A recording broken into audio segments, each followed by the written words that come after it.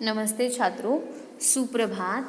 पिछले तासिका के माध्यम से हमने कविता तीसरी, इस कविता का कवि परिचय, प्रमुख कृतियाँ, विधा परिचय और विधा परिचय के साथ साथ हमने पाठ्य परिचय की जानकारी ली है और उसके साथ हमने काव्य वाचन करके पाठ्य परिचय का आशय भी समझा दिया है।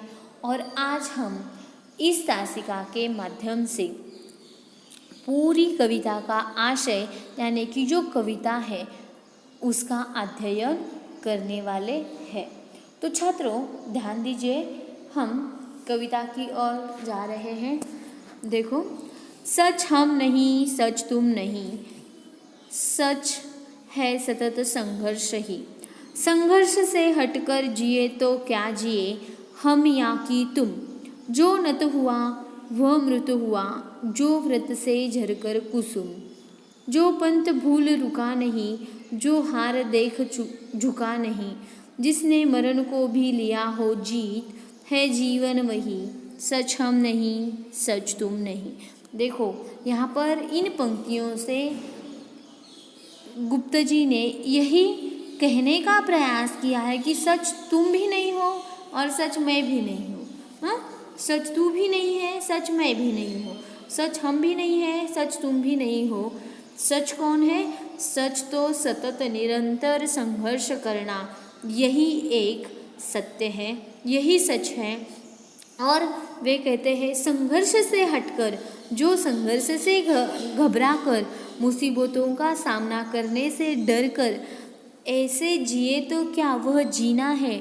उससे ज़्यादा अच्छा तो वह मृत हुआ जो व्रत से झरकर कुसुम, यानी कि जिस तरह से पेड़ से, जो पेड़ का पत्ता होता है, सूखा हुआ पत्ता, जिस तरह से वह टूटकर नीचे गिर जाता है। कब गिर जाता है? जब वह सूखता है और सूखने से जो उसका डंठल होता है, उसका जो डेट होता है, वह अपने आप से गिर जाता है, वह कोई काम का नहीं होता। उसी तरह की तुम्हारी जिंदगी हो जाएगी, उस पत्ते की तरह।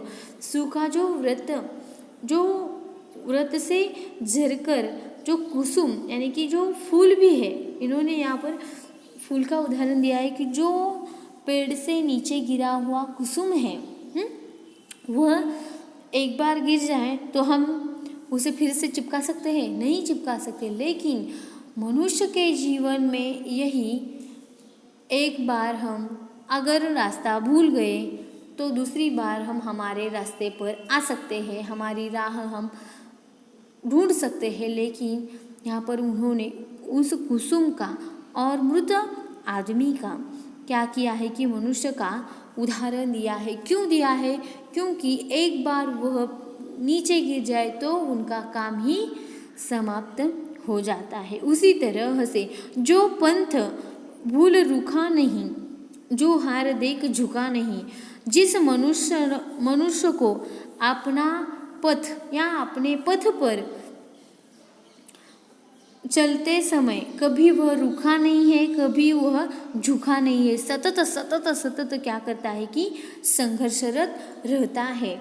यही जीवन की सच्चाई है और यही जीवन की मांग है। ऐसा कहते हैं, जिसने मरण को भी लिया हो जीत, है जीवन वही। सच हम नहीं, सच तुम नहीं। कवि का कहना है कि जो संघर्ष करते करते करते अगर उसको मरण तक, यानी कि वह उसके अंतिम क्षण क्यों ना आ जाए, लेकिन वह उससे घबराता नहीं है, डरता नहीं है, वही सच्चा जीवन है, इसे ही जीवन कहते हैं। ऐसा यहाँ पर गुप्त जी का कहना है। अगर संघर्ष को छोड़कर तुम जीना चाहते हो तो यह क्या जीवन हो गया, इसे जीवन नहीं कहते हैं, ऐसा गुप्त जी का कहना है। आगे देखते हैं क्या कहते हैं। ऐसा करो जिससे न प्राणों में कहीं जड़ता रहे, जो है जहाँ चुपचाप अपने आप से लड़ता रहे। जो भी परिस्थितियाँ मिले, कांटे चुभे कलियाँ खिले, टूटे नहीं इंसान, बस संदेश यौवन का यही।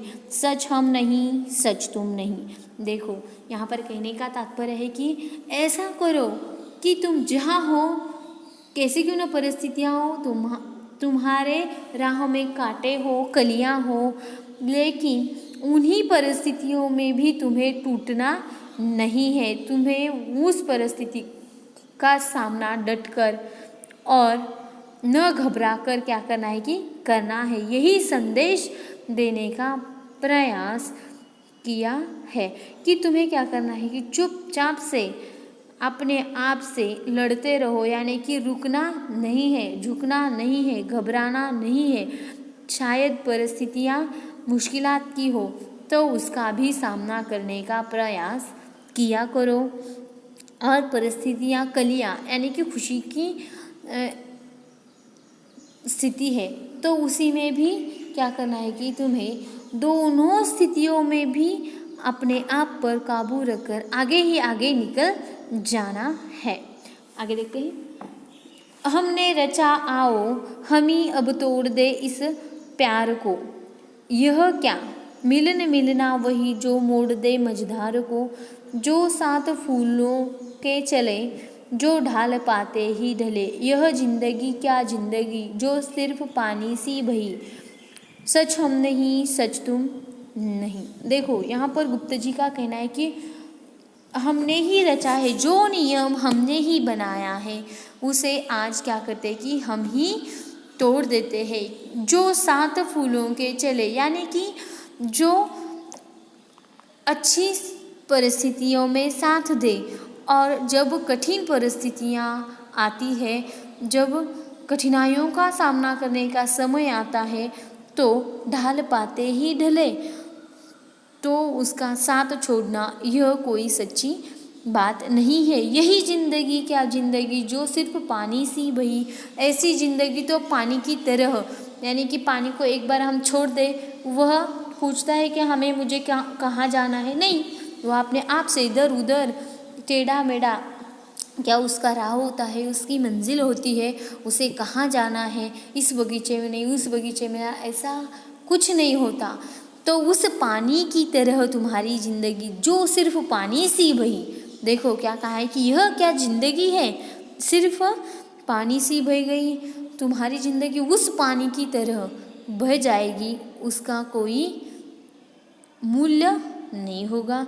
इसीलिए तुम्हें क्या करना है कि हर परिस्थिति में, हर मुश्किलात में एक दूसरे का साथ भी देना होगा।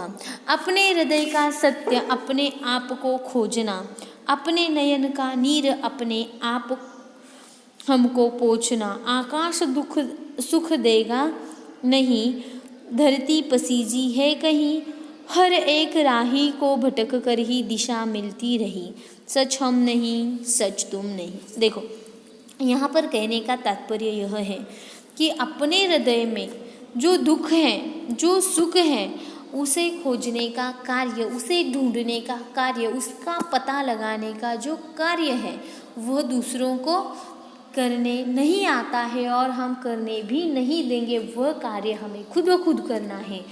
अपने हृदय में, शायद मेरे हृदय में दुख है, मैं अगर मेरे पास में ही अगर कोई बैठे हैं तो मैं उनसे कह सकती हूँ क्या इतना मेरा दुख तुम बता सकते हो? ऐसा नहीं हो सकता।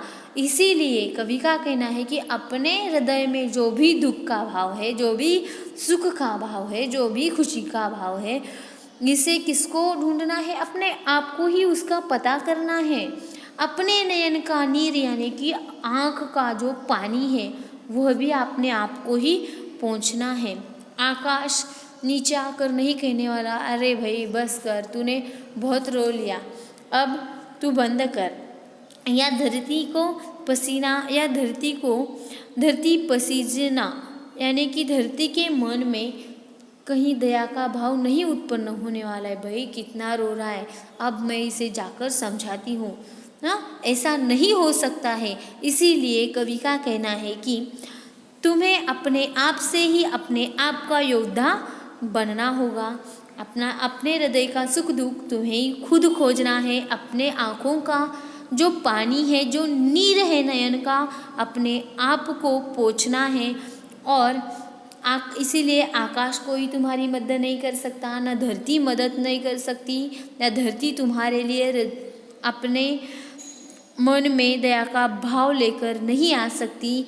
हर एक राही को भटक कर ही दिशा मिलती रही। देखो, जो हर एक राही है, हर एक राही की राह पर कोई ना कोई कठिनाइयाँ आने की वजह से उसकी दिशा शायद भटक जाती है, और फिर से दिशा भटकने के बाद ही वह क्या हो जाती है कि फिर कई महीनों बाद, कई बरसों बाद वह अपने दिशा पर, अपने राह पर आता है और उसे फिर अपनी दिशा मिलती है और वह अपनी मंजिल की ओर चलना शुरू करता है। उसी तरह से हर एक राही की दिशा कुछ न कुछ कारणों से भटक जाती है, लेकिन फिर से उन्हें दिशा मिल ही जाती है। आगे देखते हैं। बेकार है मुस्कान से ढकना हृदय की खिन्नता, आदर्श हो सकती नहीं तन और मन की भिन्नता। जब तक बंधी है चेतना, जब तक प्रणयन दुख से घना, तब तक न मानूंगा कभी इस राह को ही मैं सही, सच हम नहीं सच तुम नहीं। देखो, कवि का कहना है बेकार है हृदय में जो खिन्नता है, हृदय में जो दुख है, हृदय में दुख है और हम ऐसे ही ऊपर से हंस रहे या हंस पड़े, तो तुम्हारे जो आंखें हैं वह बता देते हैं कि अंदर तुम अंदर से दुखी हो। हाँ, आंखें बगैर कुछ बोले भी बहुत कुछ बता देते हैं। उसी तरह से कवि का कहना है कि तुम अंदर से दुखी हो, अंदर से खिन्न हो, लेकिन तुम ऊपर से मुस्कुरा रहे हो। हाँ, तुम भीतर से तो दुखी हो, बाहर से तुम मुस्कुरा रहे हो। यहाँ पर कहाँ है, देखो, भीतर और बाहर से तुम्हें कैसा है, एक सा रहना है। तो तुम अगर ऐसी हंसी हंसोगे, ऐसी मुस्कुराहट मुस्कुराओगे, तो यह कोई सही मुस्कुराहट नहीं होगी, आदर्श नहीं हो सकती। यह जो मुस्कुराहट है वह आदर्श नहीं हो सकती। तन और मन की भिन्नता, देखो, अंदर, भीतर और बाहर, तन और मन की भिन्नता जो है, तन और मन एक है क्या, नहीं है। इसमें जो भिन्नता है वह भिन्नता तुम्हारी दिखाई देगी। तुम कितना क्यों ना उसे छिपाने का प्रयास करो, लेकिन वह छिप नहीं सकेगी। जहाँ तक बंधी चेतना है, जब तक प्रणयन दुख से घना है, तुम जब तक दुखी हो, हाँ, तब तक तुम्हारा जो यह दुख है वह दिखाई देगा। तब तक मैं इस राह को सही नहीं मानूंगा जब तक तुम अंदर से और भीतर से दोनों तरफ से एक सा व्यवहार न करो।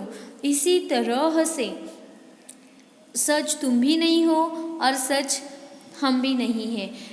यह जो कविता है कवि गुप्त जी द्वारा लिखित, इसमें जीवन में संघर्ष करते समय हमें रुकना नहीं है, कभी झुकना नहीं है, और राह पर चलते समय कभी नाराज होकर, खिन्न होकर या दुख से बैठना नहीं है कि मुझे ये चाहिए था, नहीं मिला, अब मैं इसके लिए प्रयास नहीं करूँगा, ऐसा कहना नहीं है। तुम्हें प्रयासरत रहना होगा। यही संदेश देने का कार्य सच तुम नहीं सच हम नहीं इस कविता के माध्यम से उन्होंने किया है। और सच हम नहीं सच तुम नहीं इस कविता में हर एक पद्य के पंक्ति से यही जान पड़ता है कि जीवन में निरंतर संघर्ष ही सच्चे जीवन की सच्चाई है। यही हमें ध्यान में रखना है। हमारी जो कविता है वह यहाँ पर समाप्त होती है। धन्यवाद।